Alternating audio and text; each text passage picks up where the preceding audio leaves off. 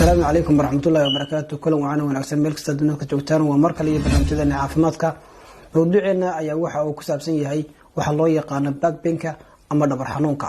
Marka laga hadlayo back pain ama dhabar xanuun inta badan waxa uu keenaa in qofku marka aanu si wacan u gudan karin shaqadiisa taas oo marka keenaysa in qofku marka uu shaqada ka maqnaado.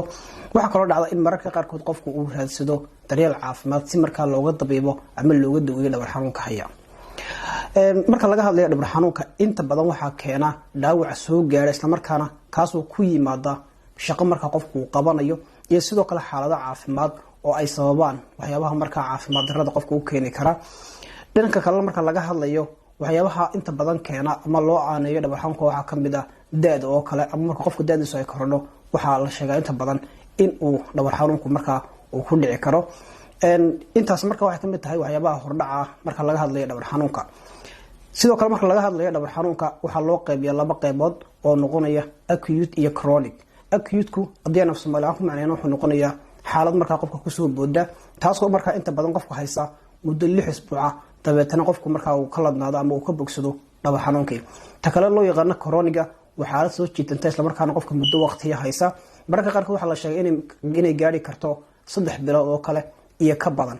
hasa ahaatee waxa dhici karta in marka ay muddo ay noqon karto muddo sii jiitanta oo marka qaarkood qofka keentay in marka inta noloshiisa ka hadhayo dhan marka dhabar xanuunkaas uu la noolaan karo.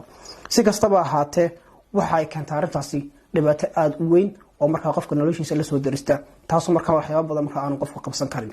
inta marka ka nimaadno waxyaabaha marka dhabar xanuunka keena maxaa kamid ah balse inta hor waxaan jecelahay in markaas la garanno qaab ahaan waxa uu ka sameeysan yahay waxa loo yaqaan dhabarku.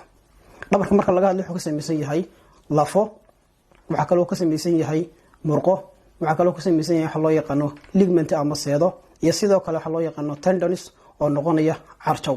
waxa intaas si dheer waxa loo yaqaan nerveska ama dareen-wadayaasha. waxa kale oo iyaguna marka ku soo xidhan marka xididada dhiigga qaada ee marka gaarsiiya qaabka marka uu koobayo dhabarku ama uu ka sameeysan yahay ayaan soo tilmaamnay.